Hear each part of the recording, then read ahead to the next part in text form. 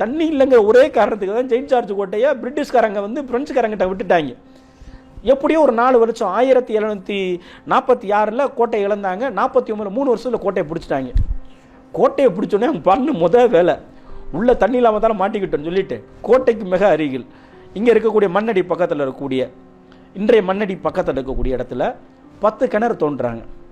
10 கிணறு தோண்டி அந்த கிணற்றிலிருந்து தண்ணீரை வார்ப்பிரும்புன்னு சொல்கிறோம்ல, வார்ப்பிரும்பு மூலியமாக உருளைகளை செய்து அங்கே இருந்து நீரை இறைச்சி ஊற்றி வார்ப்பரும்பு மூலியமாக கோட்டைக்குள்ளே தண்ணி கொண்டு போகிறாங்க. சரிங்களா? கோட்டைக்குள்ளே தண்ணி போகிறாங்க. இந்தியாவிலேயே வந்து ஒரு 4 கிலோமீட்டர் 5 கிலோமீட்டருக்கு அன்றைக்கி தண்ணியை கொண்டு போனதே 1749 50களில் இந்தியாவிலே நம்ம ஊரில் கொண்டு போகிறாங்க வெள்ளைக்காரங்க.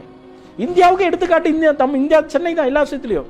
10 கிணறு தோண்டி அங்கேருந்து தண்ணி கொண்டு போகிறாங்க. 10 கிணறு தோண்டி இடத்துக்கு பேர் இன்றைக்கி 7 wells 7 கிணறு சொல்கிறோம். இப்போ 7 கிணறு சொன்ன இன்னொரு எனக்கு பேர் ஞாபகம் வருது இதில் செய்தி. Napier, Lord Napier. அந்த லார்ட் நேப்பியரை சென்னையில் இருக்கக்கூடிய மக்கள் மறக்கவே கூடாது. ஏன்னு கேட்டிங்கன்னா 1872 லார்ட் நேப்பியர் என்ன பண்ணுறாரு, நமக்கு குடிக்கிறதுக்கு 7 கிணறுலேருந்து தண்ணி வருது. அன்றைக்கு அவரோட தொலைநோக்கு பார்வை பாருங்க. 1872 அவர் சொல்றாரு, இன்றைக்கு நாங்கள் வந்து வசிக்கக்கூடிய இந்த சென்னை ஒரு காலத்தில் அகிலம் போற்றக்கூடிய அளவில் ஒரு மிகப்பெரிய இன்டர்நேஷனல் சிட்டியா வரும்னு அன்னைக்கே சொல்றாரு.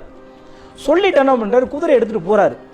1872 குதிரை எடுத்துக்கிட்டு நேர சென்னையினுடைய இன்றைக்கு தலைநகர் சென்னையில இருந்து வடமேற்கா போய் கொசஸ்தலை ஆத்துல வரக்கூடிய இடத்துல தாமரப்பாக்கத்தில் ஒரு அணை கட்டி தடுப்பணை கட்டி அந்த தண்ணீரை அங்க இருந்து சோழபுரம் நீர்த்தேக்கத்துக்கு திருப்பி விட்டு சோழபுரம் நீர்த்தேக்கத்துல இருந்து இன்னொரு கால்வா வெட்டி ரெட் ஹில்ஸ் ஏறி கொண்டு வர்றாங்க. இதுக்கு எவ்வளோட செலவுனா 1872 24 லட்ச ரூபா செலவு பண்றாங்க. இப்படிலாம் இன்னைக்கு ரெட் ஹில்ஸ்ல தண்ணி குடிக்கிறோம், சோழபுரம் தண்ணி குடிக்கிறோம்ல, இதெல்லாம் எப்ப கொண்டு வந்தாங்க? 1872 வெள்ளைக்காரர்கள் கொண்டு வந்துட்டாங்க. அப்படி ஒரு திட்டத்தை இப்படி தண்ணி வேணுங்கிறத கொண்டு வந்தவர் தான் இருக்கக்கூடிய நேப்பியர் பிரிட்ஜ்னு சொல்றோம்ல, அந்த லார்ட் நேப்பியர். சரி, நேப்பியர் சொன்னோடனே முதல்ல 7 கிணறுல தண்ணி ஆரம்பிச்சோம். அடுத்து அங்கிருந்து தண்ணி வந்துருச்சு. இந்த வாட்டர் சம்பந்தமாவே சொல்றேன், நான் குடி தண்ணீர் சம்பந்தமாவே சொல்றேன். அங்கிருந்து வந்தது முடிஞ்சிருச்சு. நேப்பியர் பிரிட்ஜ் லார்ட் நேப்பியர் கொண்டு வந்தார். டி நகர்ல போனீங்கன்னா டி நகர் பக்கத்துல பேருந்து நிலையத்துக்கு பக்கத்துல மேட்லி சப்வேன்னு ஒன்று இருக்கும். அந்த மேட்லி சப்வே யார்? அந்த மேட்லி யாரான்னு கேட்டீங்கன்னா 1907 சென்னை மாநகராட்சியினுடைய ஒரு பொறியாளர், அவர் இன்ஜினியர், கார்பரேஷன் இன்ஜினியர்.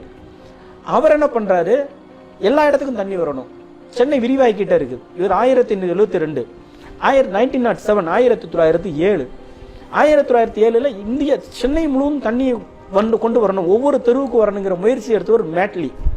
அதுக்கு எவ்வளவு ஆச்சுன்னா 1907 1,14,00,000 ஆயிருக்கு. அப்பவே 1,14,00,000 ஆயிருக்குது அங்கிருந்து தண்ணி கொண்டு வருதுக்கு. இப்படிலாம் ஒரு ஆள் 7 கிணறுல இருந்து தண்ணி கொண்டு வர்றாங்க. கொசத்தலை ஆத்துல இருந்து தண்ணி கொண்டு வரணும். அடுத்து என்ன கேட்டீங்கன்னா வீட்டு வீட்டுக்கு தண்ணி போகணும் மேட்லி முயற்சி பண்ணிட்டாரு. இப்படி இவர்கள் முயற்சி செய்வதற்கு முன்னால் இன்னொரு நபர் முயற்சி பண்றாரு, தண்ணியை போய் மக்களுக்கு போய் சேர்க்கணும். வெள்ளைக்காரங்க இந்திய மக்களுடைய வளங்களை சுரண்டினார்கள், இந்திய மக்களுடைய பொருளாதாரத்தை உறிஞ்சினார்கள். அதையெல்லாம் தாண்டி ஏதாவது செய்ய வேண்டும் என்று சொல்லி குறைந்தபட்ச அக்கறையோடு செய்தார்கள். இப்படி வந்து மேட்லி சப்வே இன்னைக்கு இருக்குது, டி நகர் மேட்லி சப்வே. அந்த மேட்லி கார்பரேஷன் இன்ஜினியர் நேப்பியர் வந்து லார்ட் நேப்பியர் பேர்ல நேப்பியர் பிரிட்ஜ் அவர் ஒரு பண்ணாரு. சார்லஸ் எட்வர்ட் ட்ரிப்ளிங் அப்படி ஒரு கவர்னர் இருக்காரு.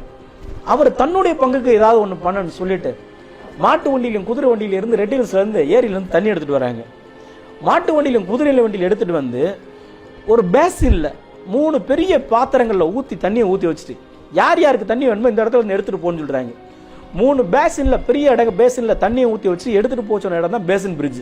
ஸோ பேசன் பிரிட்ஜ்னா ஏதோ ஒருலாம் கிடையாது. பேசன் பிரிட்ஜில் அந்த அதிகாரி பேர் சார்லஸ் எட்வர்ட் ட்ரிவின். அந்த ட்ரிவின் தான் வந்து 3 பெரிய பாத்திரங்களை வந்து மாட்டு வண்டியில் வந்து தண்ணியை ஊற்றி வச்சு அங்கேருந்து எடுத்துகிட்டு போக சொன்னார். ஸோ இது பேசன் பிரிட்ஜ். ஸோ 7 கிணறுல ஆரம்பித்தா இவ்வளோ செய்திகள் இருக்குது 7 கிணறை சுற்றி இதில்.